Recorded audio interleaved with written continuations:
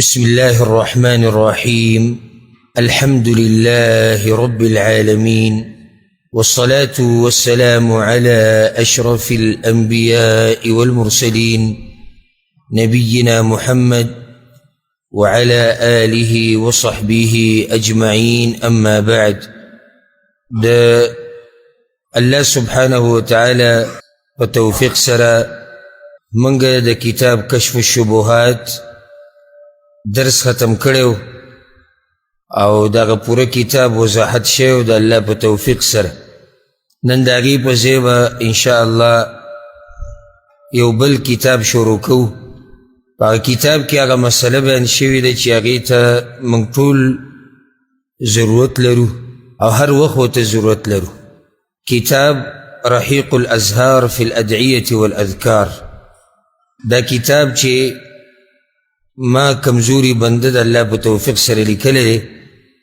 په دې کې مسنون اذکار او دعاګانې هغه راجمع شوي دي.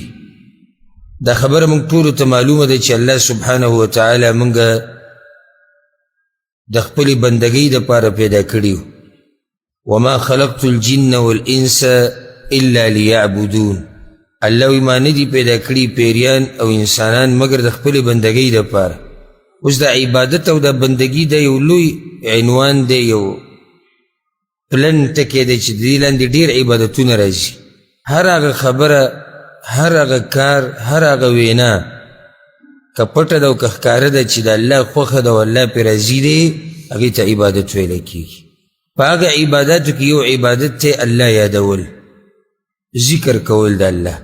او د الله نه دعاګانې غوښته. دا یو اوچت عبادت دی په عباداتو کې. او دا مسله ما څو پیرې تاسو ته بیان کړې ده چې ګوره د کمې خبرې تعلق د الله سره یي که نه، نو هغه خبره بیا اوچته وي په خبرو کې، هغه علم اوچت وي په علمونو کې،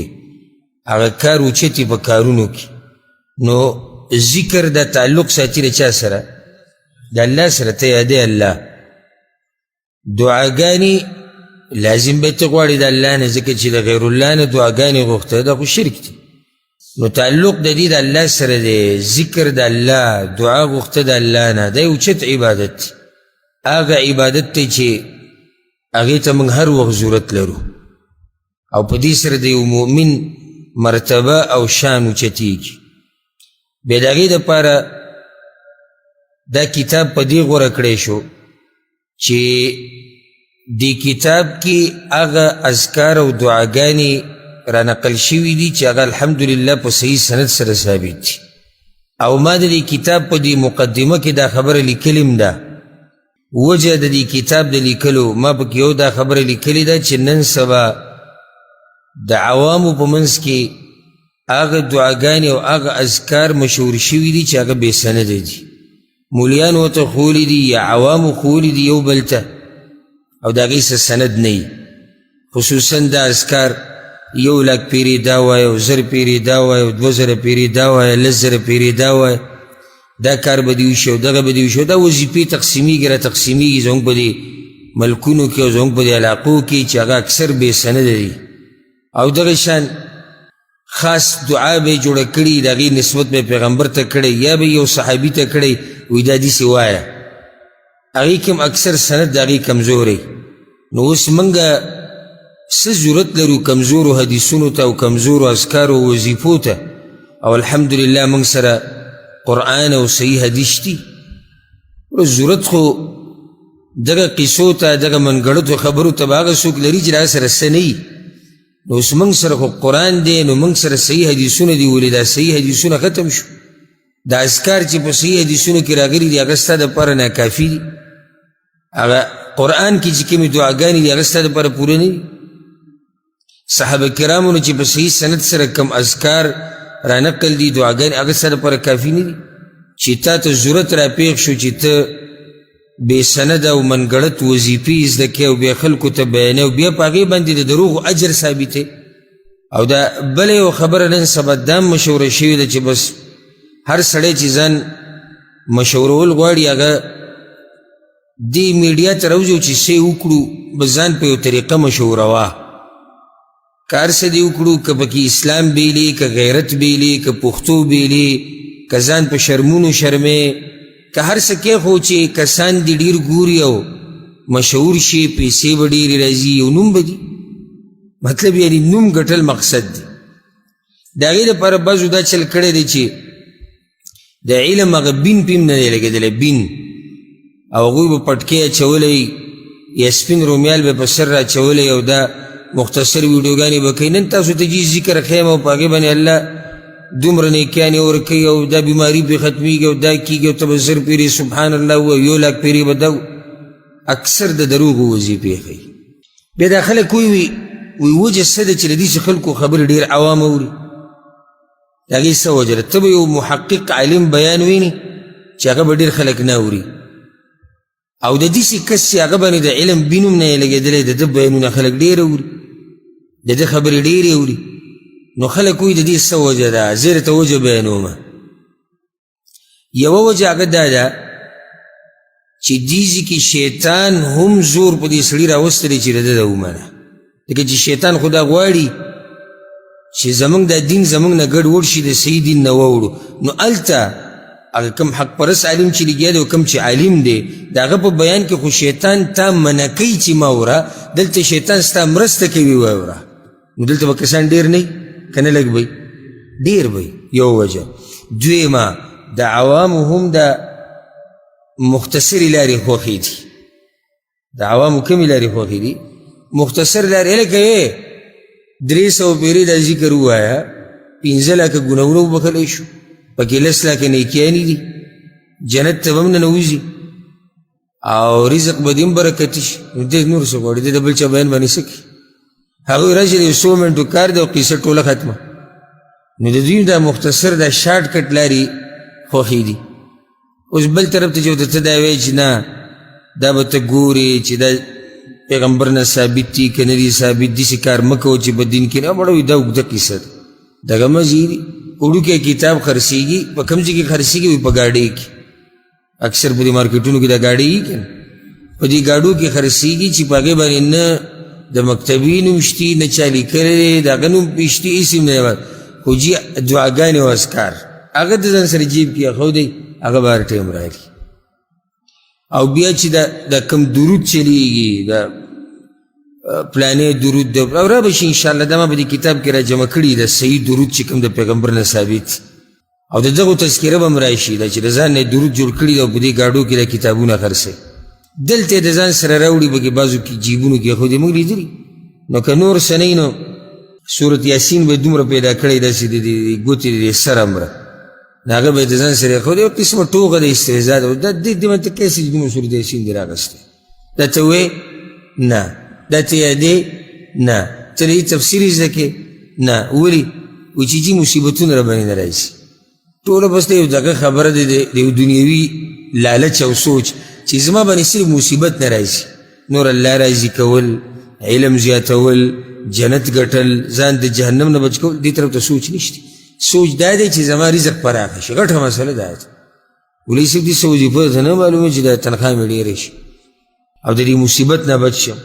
او بد نظر نه به دغه یو څو خبرې چې دي لکه الله یاد کړه دې دپاره چې الله ته وبخي الله په تا باندې رحم وکړي الله یاد کړه دې دپاره چې ستا دنیا و آخرت ښایسته شي الله یاد کړه دې دپاره چې تا نه راضي شي الله یاد کړه دې دپاره چې تا له جنت درکړي صحیح ده دا نورې خبرې هم صحیح دي دا راته میلاویږي او ته خو به صرف د هغې سوچ نه کړي ته الله یادوه الله یې د مصیبتونو نه ساتي ته الله یادوه الله ستا په بدن کې په بچو کې په رزق کې په هر څه کې برکت اچي او دا فضایل به انشاءالله تاسو واورئ د دې ما بعض فضایل را جمع کړي الله په توفیق سره د ذکر او د دعا فضیلت هغه به تاسو واورئ چې دا ذکر کول د الله او دا دعاګانې د الله نه غوښته د څومره اوچت عبادت دی چې نن سبا ته اکثر خلک غافله دي زه تا نه دا تپوس کوم ځان له به جواب ورکړي هر چا ته چې زما دا غږ رسي او په غوږونو یې زما دا اواز لګي تا نن په ورځ کې څو پیرې الله یاد کړی ته صرف دا ووایه ماته تا نن څو پیرې دعاګانې وغوښتې ته ماته دا ووایه سحر چې ته راپاڅېدلی او دا ټیم شو تا څو پیرې الله تعالی سوچت کړي ته خو ځان هم جواب ورکړه په میاشت کې یو پیر لاس اوچتی او هغه هم بیا په مولیانو پسې ګرځي وي قبلیږي نه ته خو الله ته ساجزي خو وکړه که نه نو هغوی ما له طریقه نه راځي خبر نه دی چې دعا څه ته وایي نو که د دعا زړه کېږي هلته د دعا ادب ورته نه دی معلوم. نو که چېرته ادب ورته معلوم وشي نو دا ورته پته هم نشته چې دعا د چا قبلیږي او د چا نه قبلیږي. نو بیا دا ورته هم پته نشته چې دعا کم وخت کې ښه قبلیږي کم وخت کې نه، یا کم وخت کې ډېره کم وخت کې لږه، کمې دعاګانې ښې قبلیږي. دا علم خو نشته. د دې دپاره زما ذهن ته الله دا خبر راواچوله چې دې مسلمانانو وروڼو او خویندو ته د دې کتاب وضاحت کول غواړي چې دوی دا دعاګانې یادې کړي، پوهه پې شي او دا وپېژني چې د الله دا ذکر او دعا د اوچت عبادت دی، دا معمولي عبادت نه دی. او که د چا شوقي، د هر سړي خپل شوقي ذوقي د علم سره، څوک د لیکلو شوق ډېر کوي، علم لیکي، څوک یادوي، نو دا کتاب ملاویږي الحمدلله. دا داسې نه دی چې په بله دنیا کې دی. او څوک چې پیدا کول غواړي هغه را پیدا کولی شي. بل ورځ ما ته یو ملګري او 3 ورځې نه کېږي ما ته ویډیو راولېږله د امریکې نه، او هغه ویډیو کې هغه دغه کتاب د رحیق الازهار داسې یو 15 دانې یا 20 دانې داسې ایښودي دي، او ما ته دا ویډیو د خوشحالۍ په طور راولېږله. ما ته ډېر خوشحاله و زمونږ کتابونه وي الحمدلله موږ ته د پاکستان نه راورسېږو. دا یو شوق دی سړي، ذوقي. نو که څوک دا کتاب ځان له را پیدا کړي او درس لی راوړي ډېر ښه به پې پوه شي. موږ له پکې څه فایده نه میلاویږي. ګورې یعنې که څوک دا وایي چې دا کتاب زه اخلم پیسې ما لري، ما له پیسې نه راځي، 1 روپۍ ما له نه راځي. د چا چې چاپ کړی دی کومه مکتبه ده د هغوی کار د هغوی پوه شي. خو صرف دې دپاره تا ته دا ویم چې علم به دې ډېر شي. بل زه په یو دعا باندې ځان ستړی کړم چې دې دعا دا مطلب دی، د دې ذکر دا مطلب دی، دا پلاني ټیم کې ویل، دا پلاني دا تطریح سر خو نه یادېږي. تا سره کتاب پروت دی کور کې، ته کتاب کولاو کې دا دعا به ته ورو یادې، دا اذکار به یادې، یو ورځ به دا راشي د الله په توفیق سره. او داسې لرې نه ده. دا ټول دې کتاب کې چې څومره اذکار او دعاګانې دا ټولې تا ته یادي، داسې لرې نه ده. څوک چې کول غواړي هغه یې کولی شي، او چې څوک یې نه کوي که نه هغه ته د اوسه پورې د فرض مانځه نه بد د پوره اذکار هم نه دي یاد. 40 کاله عمر یې دی، 30 کاله عمر یې دی، 50 کاله عمر یې دی، هته له دا پته هم نشي چې سحر ذکر څه ته وایي او ماښام ذکر څه ته وایي. نو چې نه یادوي هغه په کلونو کې نه یادوي. او چې څوک یې یادوي نو چې دا کتاب د سره یي او روزانه ته یو ذکر یو دعا یادوي، نو ته سوچ که میاشت کې څو شوي، نو بیا 2 کې څو شوي، نو بیا کال کې څو شوي، او چې دا کتاب ټول ستا په سینه کې پروت وي، ته به څومره برکتي انسان یې، څومره اوچت انسان به ته، په تا به الله څومره رحمتونه راوړي، څومره برکتونه به تا راوړي چې ستا په سینه کې د الله ذکر پروت وي، ستا په سینه کې دعاګانې پرتې وي، تا ته د دعاګانو مسایل معلومي. لکه اوس موږ دې کتاب کې به دا بیانو دعا د چا ښه قبلیږي. نو ته بیا کوشش دا کوې چې زه ځان په دغه کسانو کې راولم کوم چې دعاګانې ښه قبلیږي. تا ته به دې کتاب کې دا معلومه شي چې دعاګانې الله د چا نه قبلوي، نو ولې نه قبلوي؟ دغه کارونه به ته ځان لرې ساتي. څه ټیم دعا ښه قبلیږي بیا به کوشش ته دا کوې چې دغه ټیم کې دعاګانې ډېرې وغواړي. کومه دعا ډېره ښه قبلیږي ته به کوشش کوې چې دغه دعا ډېره ووایي. نو دا داسې که چېرته څوک داسې تکړه ناسي د امام بخاري په شان یا د امام بیهقي او دارقطني او د هغوی په شان او ذهن کې ټوله خبره کیني، هغوی نه ملامته کو. خو نور طریقه دغه چې سړی ځان سره کتاب ساتي، قلم ساتي، او دا دعاګانې یادوي او دا نوټ کوي، او دا قیمتي مسایل دي، قیمتي مسایل دي. که چېرته ته کښېني دومره وخت موږ سره او اخري نتیجه دا راوځي څنګه چې ناست وي هغه شانې، نو دا ګوره لوی تاوان دی، لوی تاوان دی. ځکه چې معمولي وخت نه دی. دومره ورځې ته کښېني، ورځ کې مثال کې 1 ګنټه سره پاسه ګنټه د دې نه څو جوړېږي، بیا میاشت حساب وکړه، د کال حساب وکړه، څومره وخت ته کښېناست، نتیجه سره ووته، نتیجه راوته چې ما ته څه نه دي یاد. دا ګټه ده که تاوان دی؟ تاوان دی. نو ځکه ما دا مبارک کتاب چې دی دا غوره کړی. دا مقدمه به پرېږدو، او مقدمه چې ده نو واضحه ده، په دې کې ما دا وجه لیکلې ده چې ولې موږ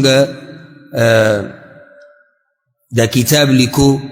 او د دې څه وجه وه چې د دې کتاب دا لیکل ما غوره کړو په دې موضوع باندې، هغه په دې مقدمه کې لیکلی شوي دي او واضحه ده. د هغې نه بعد مخکې د دې نه نن به انشاءالله فضایل بیانو، خو د فضایلو نه مخکې په دې کتاب کې لیکلي دي چې معنى الدعاء والذکر لغة واصطلاحا دعا او ذکر د دې معنی څه ده ورکه چې د یو شي په معنی باندې ته پوه شي که نه نو پر روانو خبرو باندې ته پوهېږي دا ذکر څه ته وایي دا دعا څه ته وایي په عربۍ کې ولې دې ذکر ته ذکر وایي ولې دې دعا ته دعا وایي نو دا د کتاب په اوله کې دا مسله بیان شوې ده او حل شوې ده بتوفیق الله وایي چې د دعا لغوي معنی ګوره کله چې لغوي معنی وویلی شي دې څه مطلب وي دې کې سوچ ته ضرورت شته نه لغت کم لغت کې انګلیش کې مونږ کوم ژبه کې په فارسي کې که فرانسي کې دا دعا د څه ټکی دی دا ذکر د څه ټکی دی نو زه به تاسو ته اوس په جرمني ژبه کې دې وضاحت کوم لغوي مطلب څه مطلب شو عربی لغت کې د دې معنی چې دې څه مطلب دی لغت کې اصل کې په عربی لغت کې دا دعا دې ته وایي چې ته یو شی خپل طرف ته میله کې په څه طریقې سره په آواز کولو سره چې ته آواز وکړي ولې د آواز کې چې دا شی دا کس دا زه خپل طرف ته میله کړم دې ته په عربۍ کې وایي دعا او ځکه عرب وایي دعا الرجل الرجلا هغه سړي آواز وکړو هغه بل سړي ته نو دا دعا دلته معنی څه ده آواز کول اصل کې دی لغوي مطلب دی سوال کولو تم دعا وایي په عربۍ کې یوازې آواز کولو ته دعا نه وي سوال کولو تم دعا وایي لکه د بني اسرائیلو واقع چې کله ورته موسی علیه السلام ووایي چې تاسو غوا حلاله کوئ نو هغوی ډایرکټ خو غوا حلاله نه کړه هغه ووایي قالو ادعو لنا ربک ادعو لنا دې چې که ادعو لنا مطلب تپوس وکړه د خپل رب نه نو دلته دعا په معنی د څه ده د تپوس ده نو د دعا لغوي دوه مشهورې معنی دي آواز کول یا تپوس کول بیا په قرآن کې د دعا ټکې په مختلفو معنو سره راغلی دي هغه په دې کتاب کې ذکر شوي دي یعنی که څوک د فایدې دپاره هغه بیا که څه غواړي نو ځان له کتلی شي چې د دعا په قرآن کې په کومې معنی سره استعمال شوي په ډېرو معنو سره استعمال شوي خو زموږ دپاره پکې مقصدي هغه دا ده دعا په معنی د رابللو موږ چې دعاګانې غواړو د الله نه نو څه کوو الله رابلو که نه لا تجعلوا دعاء الرسول بينكم كدعاء بعضكم بعضا الله وی مگر زوی بلنه د پیغمبر په خپل منځ کې په شان د بلنې د بعضو ستاسو بعضو لره یعنی پیغمبر چې رابلی نو په داسې اوازونو یې مه رابلی او په داسې نومونو یې مه رابلی لکه څنګه چې تاسو خپل منځ کې لګیایئ نو موږ رابلو الله ځکه دعا ته دعا وایي الله سوي وادعوا شهداءكم من دون الله الله وی کافرانو ته که د قرآن باره کې تاسو شک کیئ د دې په شان قرآن بل راوړئ ځه یا د دې قرآن د صورت په شان یو صورت راوړئ او مرسته وغواړئ د مددګارانو خپلو نه نو دعا کله په دې معنی سره هم استعمالېږي مرسته غوښتل نو موږ چې دعا د الله نه غواړو نو موږ د الله نه څه غواړو مرسته غواړو دغه شان دعا بندګۍ ته وایي دا د الله عبادت دی ولا تدعو من دون الله او ته بې د الله نه بندګي مه کوه د هغه چا ما لا ينفعك ولا يضرك چې نه تاله فایده در کولی شي نه تاله نقصان دې کې دعا په معنی د بندګۍ ده نو دعا بندګي دعا رابلل دعا مرسته غوښته دې نورې معنی هم دي چې د کتاب کې ذکر شوي دي که څوک بیا فایدې دپاره دغه زده کول غواړي نو دا هم فایدهمند خبره لنډه معنی دا ده په اصطلاح کې دعا څه ته وایي په ډېرې عجزۍ سره محتاجۍ سره په خشوع او خضوع او ذلت سره د الله نه غوښتنه کول دې ته دعا وایي که چا درنه تپوس وکړي چې دعا څه ته وایي لنډه معنی ماته وکړه نو لنډه یې دقه معنی ده او دقه مطلب دی چې په عجزۍ سره په انکسارۍ سره د الله په مخ کې ځان ذلیله کولو سره په خشوع او خضوع سره د الله نه غوښتنه کول دې ته څه وایي دې ته دعا وایي بیا معنی ذکر کړې ده د ذکر یعنی دغه معنی د دعا وه اوس معنی د ذکر ذکر کوي چې دا ذکر څه ته وایي نو وایي چې په لغت کې ذکر د دې دپاره دوه مشهورې معنی دي یو الذکوره ضد الانوثه یعنی یو هغه ذکر دی چې هغه د مؤنث په مقابله کې راځي. دلته هغه مطلب نه دی. یو دی الذکر ضد النسیان، د هیرولو په مقابله کې یادول، دې ته ذکر وایي. نو د ذکر لغوي معنی ده یادول. د ذکر لغوي معنی څه ده؟ یادول. او په اصطلاح کې ذکر څه ته وایي؟ ځان خلاصول. د تعریف دلته ذکر دی، ځان خلاصول د غفلت نه. ځان به ته څنګه خلاصې د غفلت نه؟ چې الله یاد کړي، او د الله یاد په خپله ژبه جاري ساتل، دې ته ذکر وایي. او بیا وایي او د هغه الفاظو او کلماتو ورد کول چې شریعت پې ترغیب ورکړی دی. علم دی د هغه کلماتو او الفاظو ورد کول چې شریعت په هغې باندې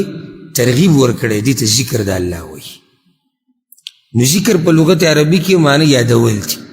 په شریعت کې ذکر څه ته وایي؟ اصطلاح کې د الله یادول دې دپاره چې ته ځان بچ کړې د غفلت نه، او د الله دا یادول دې دپاره کې چې زه پې الله ته نږدې شم، زه پې جنت ته نږدې شم، او زه د جهنم نه لرې شم. دا معنی د ذکر او دا مطلب دی. دا به خلاصه ذکر کړه، اگر که کتاب کې خبره لږه اوږده ده او کتاب کې به تاسو تفصیل ځان لکتی شي. اوس راځو اولنۍ مسلې له بنیادي، او دا په دې کتاب کې اولنۍ او بنیادی مسله ده. هغه باب دی فضائل الذکر والدعاء، د ذکر فضیلت او دعا. ګوره د هر عبادت فضیلت چې راته معلوم شو نو جذبه به د پکې ډېرې. لکه اوس ګوره کم ملګري چې د ذکر د فضیلت نه دي خبر، چې الله زیات کم الله ماله څه راکوي، دې ته نه دی خبر. نو دې سست دی، ځکه چې ده ته پته نشتي ما ته به دې څه میلاوي. ګوره تاسو ته د ریال اهمیت معلوم دی، نو څومره زور هم لګولی. هغه ماشوم ته د ریال فایده نه ده معلوم، هغلی چې څنګه ورکوي دوکان ته ځغلی یا اشلی ګزاري. خو چې کله تا ته معلوم دی نو بعض د دې ریال دپاره بچی پلار پرېږدي،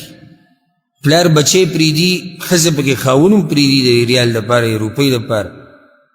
او درونو خو تپوس مه کوه څومره مسلې راغلي دي په منځ کې د دې روپۍ د لاسه. ولې؟ ځکه چې دوی ته اهمیت نه دی معلوم دی ورته. دغه شان چې تا ته د یو عبادت اهمیت او فضیلت معلومو نو ته به دا عبادت ډېر په شوق سره کوې. اوس یو سړی دې نه خبر نه دی چې دا زه الله نه دعاګانې غواړم، نو ولې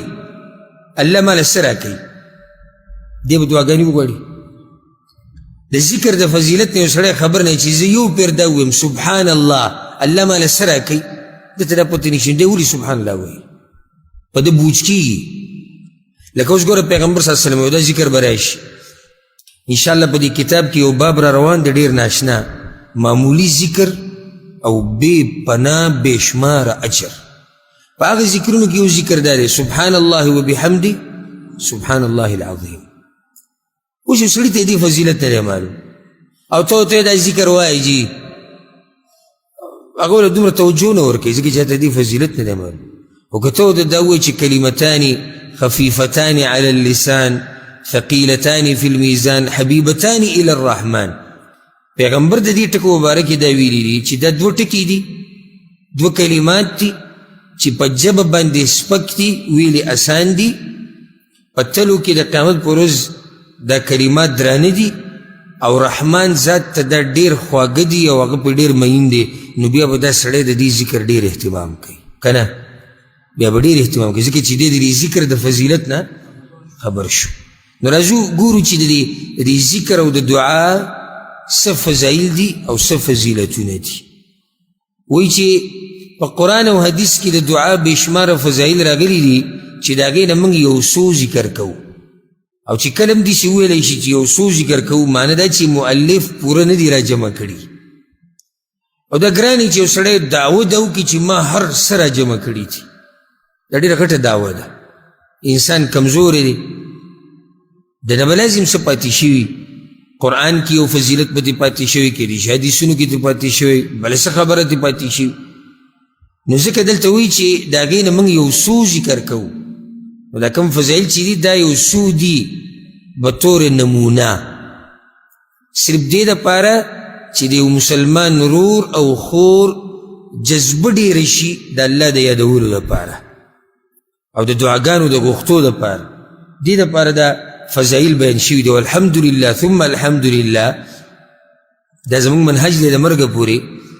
چې په دې فضایلو کې په دې اذکارو او دعاګانو کې په دې کې به تاسو ته انشاءالله ضعیف نه میلاویږي او که چېرته داسې یو حدیث نیم پکې راشي نو په هغې کې به اختلاف وي لکه بعضو علماو صحیح کړی او بعضو کمزوره کړی اجتهادي اختلاف وي نو هلته د یو عالم نظر دا کیدی شي چې دا صحیح دی او کیدی شي هغه بل ورته څه وایي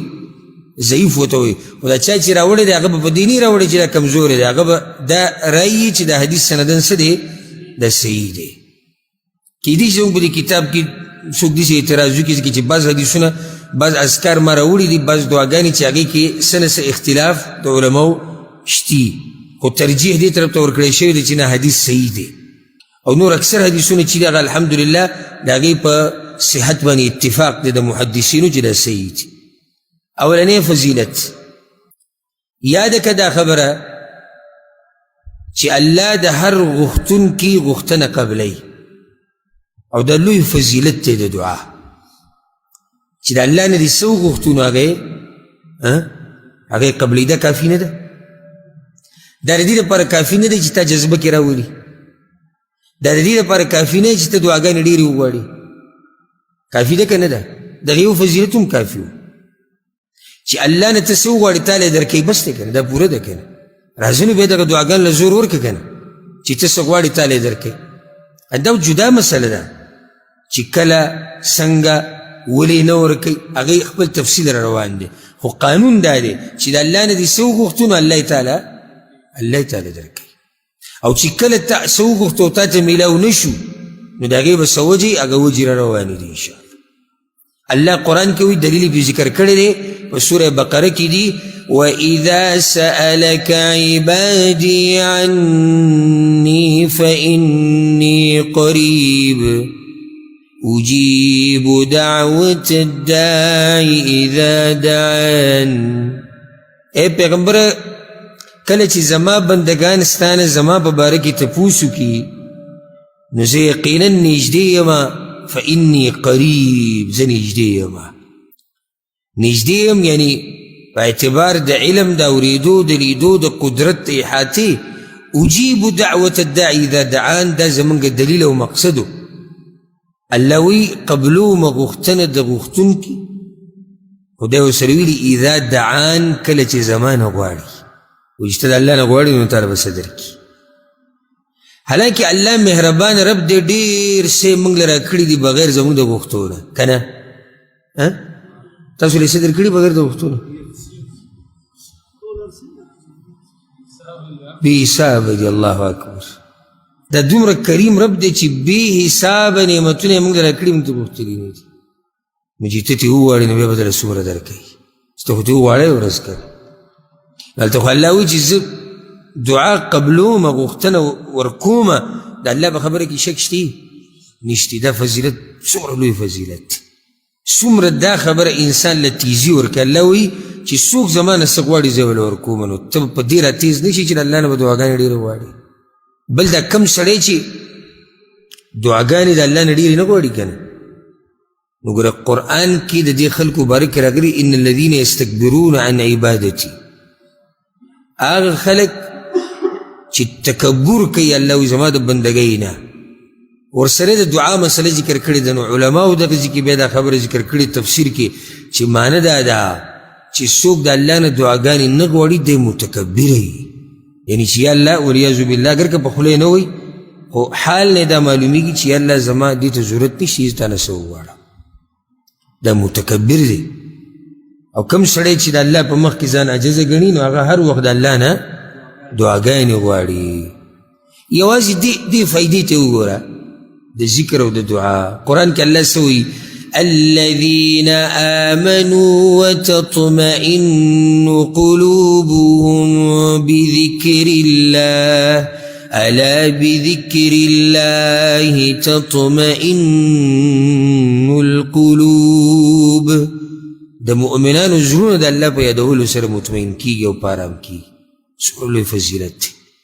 ته چې کله الله یادې که نه که هغه ته ذکر کې او که هغه ته دعا غواړې د دعا غوښتمه الله یادول دي په اصل کې دا ذکر هم دعا ده ګورې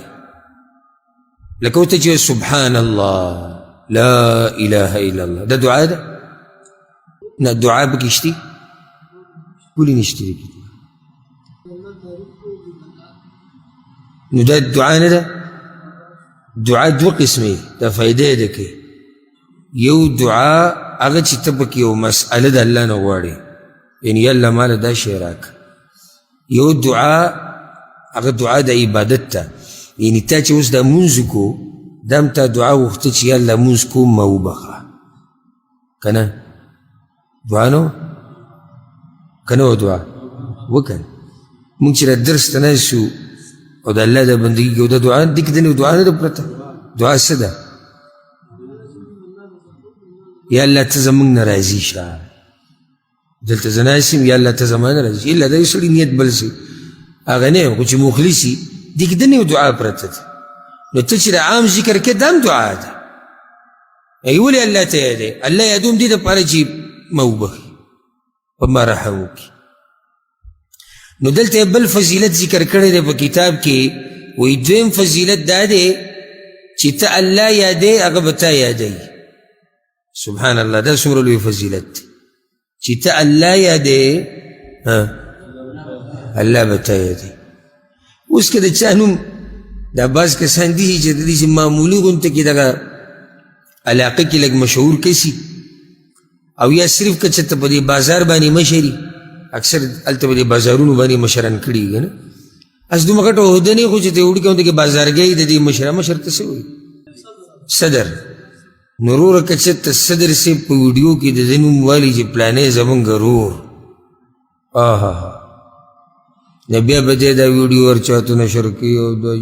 ذکر یې زمونږ دا موږ یې یاد کړو ولې وایي سړی هلته د بازار مشر دی نو چې بیا خان ملک نوم والي نو بیا کیسه غټه شوه نو بیا که چېرته حکومتي اداره کې یو مشر سړی نوم والي بیا که چېرته وزیر اعظم نوم واغستو بل واغستو بیا سم لیونی کېږي نوم وایي زما اخیستی دی سم خیال دی چې عرش والا دې یاد کړي دا به څومره غټه خبره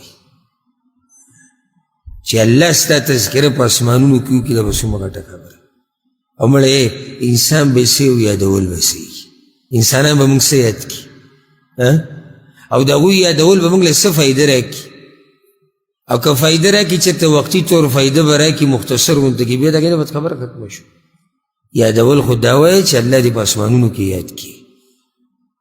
تذکره خو دا وایه چې الله دې په اسمانونو کې تذکره وکړي دا یادوه د دې کوشش کوه ځکه چې دلته د یادولو وه چې کوم دی په دنیا کې د ته چې لږ ساعت ته یاد کړې په ده باندې قسمه قسم حالات راځي په دغه یادولو داسې اعتماد مه کوه چې بس ستا دنیا او آخرت کامیاب شو هر چې هغه رب دی نو هغه حی لا یموت دی همیشه ژوندی دی مرګ پرې نه راځي کمزوری کېږي نه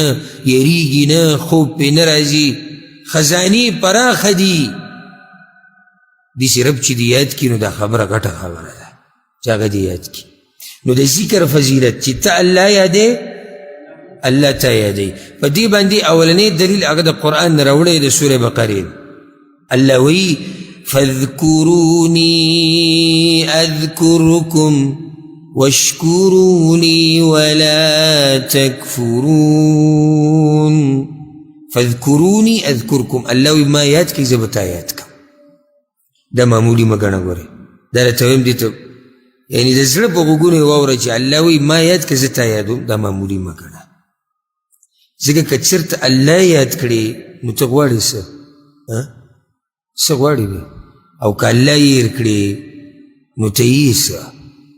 ځکه حدیث کې دا راځي ګوره اوس کوم سړی چې الله یادوي په مخ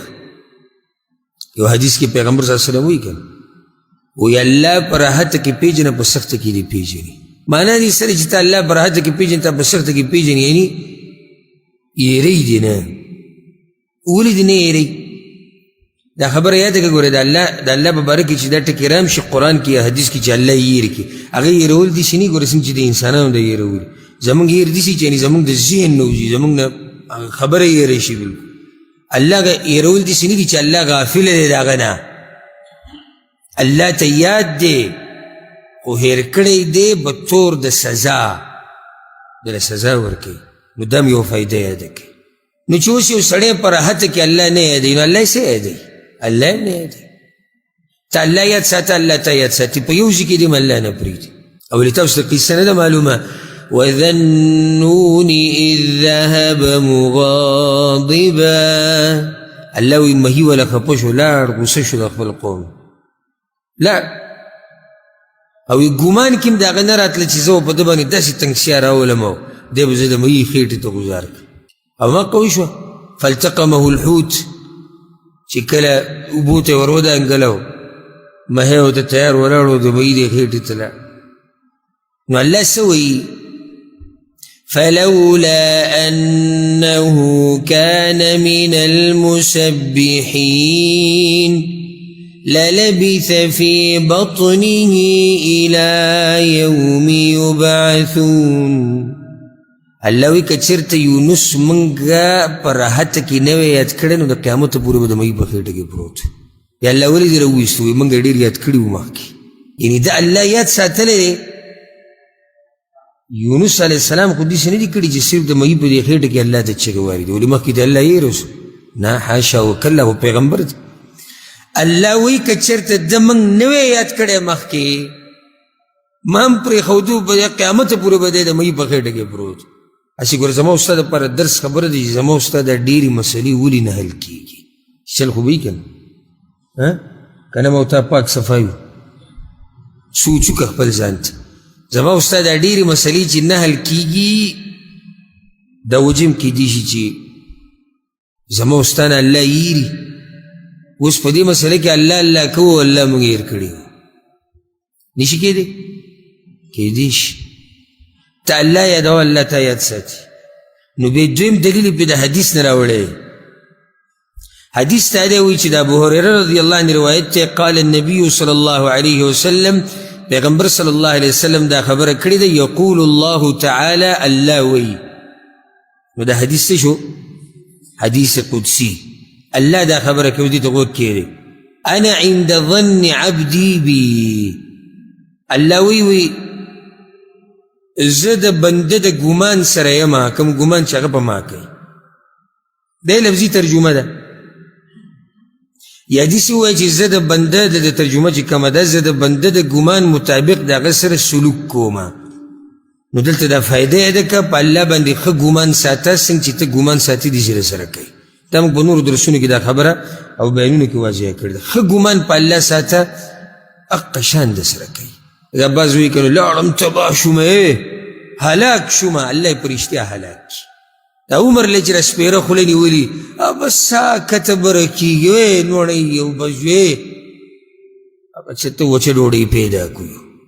په رښتیا الله دغه وچو ډوډو ته کښېنوي او په رښتیا صرف دقه چې سا یې کته بره کېږي. خو چې په خپل رب باندې ښه ګمان ساتي، الله یې ښه ساتي. وانا معه، دې دپاره دا حدیث راوړی، دلیل دا دی، وانا معه اذا ذکرني. دا بنده چې کله الله وی دا بنده چې کله ما یاد کی نو زه د ده ملګری یم. د دې نه خو تاسو غواړئ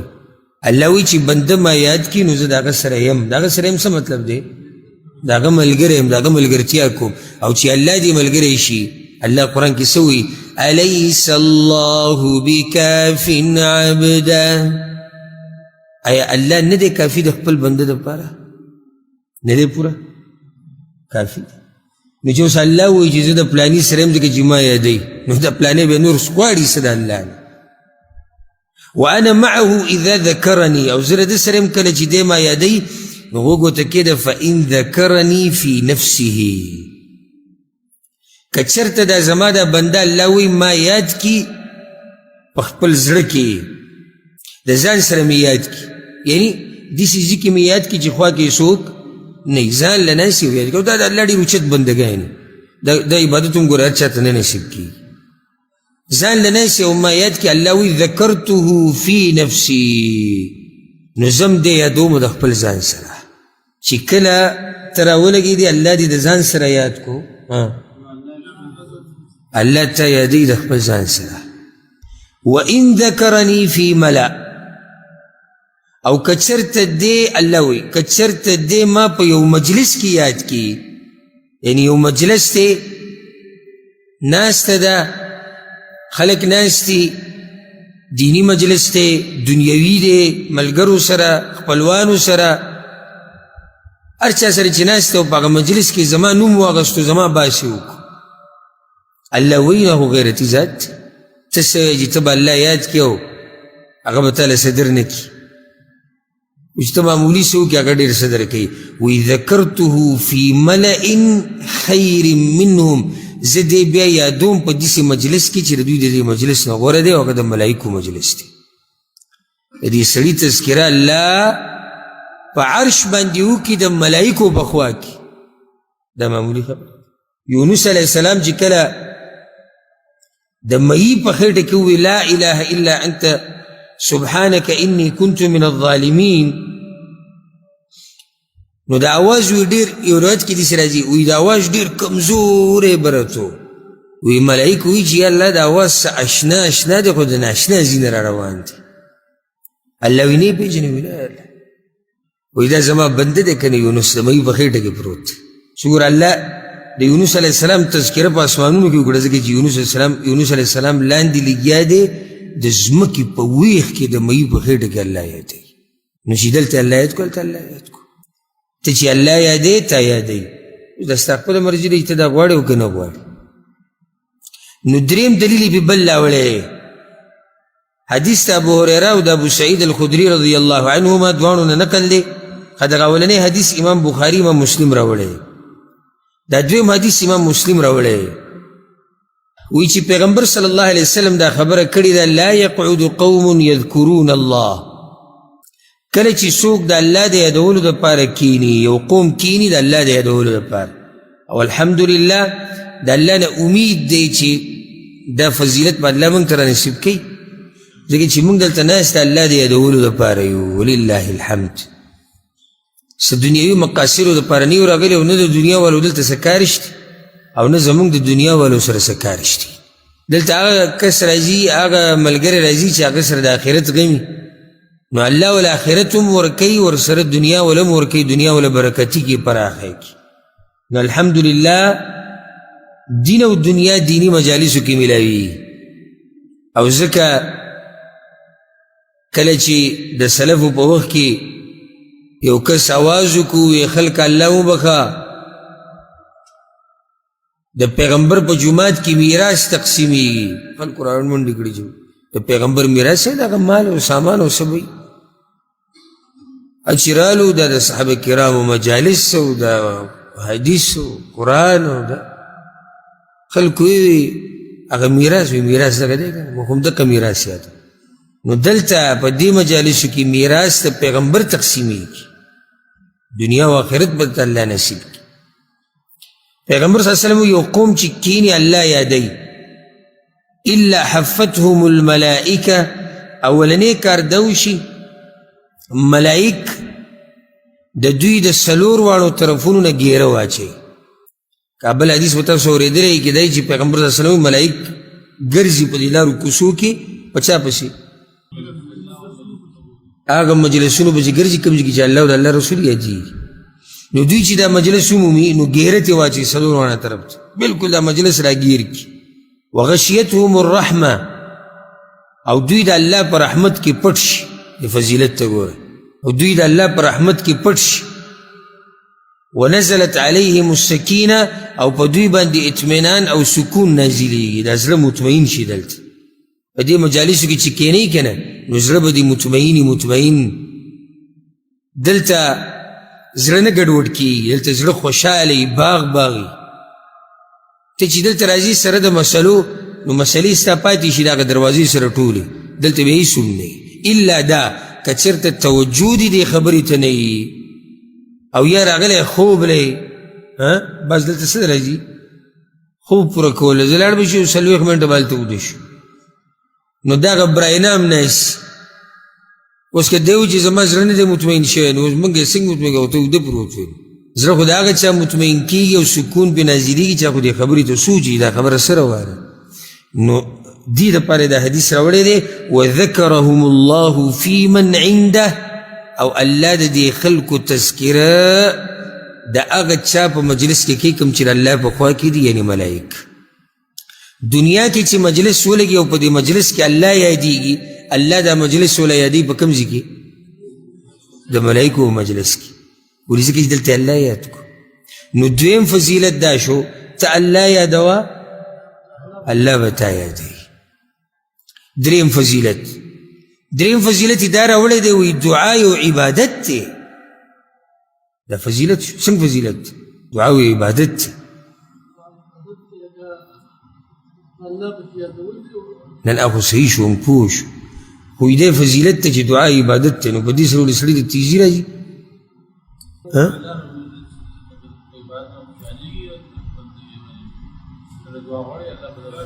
کېدای شي ګوره چې کله تا ته داسې وویلی چې لکه اوس یو سړی د لاس اوچت کړي داسې او داسې کوي او خبر نه لري او بل لا هغه چې ګوره د الله بنده ده ته چې د دعاګانې غواړي دا ګوره عبادت دی دا د الله بندګي ده اوس به د توجه ډېره شي دې ته پته ولګېده چې داسې معمولي کار خو نه دی دا خو د الله بندګي کول دي دا خو عبادت نو چې عبادت دی نو دا لوی فضیلت شو که نو دلته وایي دعا عبادت دی ځکه چې الله پې امر کړی دی او د مؤمن دا ارماني او دی کوششي چې زه هر هغه کار وکړم چې الله پې امر کړی دی حدیث راوړی دی دلیل وی عن نعمان ابن بشیر رضی الله عنهما نعمان ابن بشیر روایت ته قال رسول الله صلی الله علیه وسلم پیغمبر صلی الله علیه وسلم دا خبر کړی ده ان الدعاء هو العباده یقینا دعا هم دقه عبادت دی اسی ګوره دا ناشنا تعبیر دی ګوره یقینا دعا هم دغه عبادت دی پیغمبر له زور وکړي چې لوی عبادت دی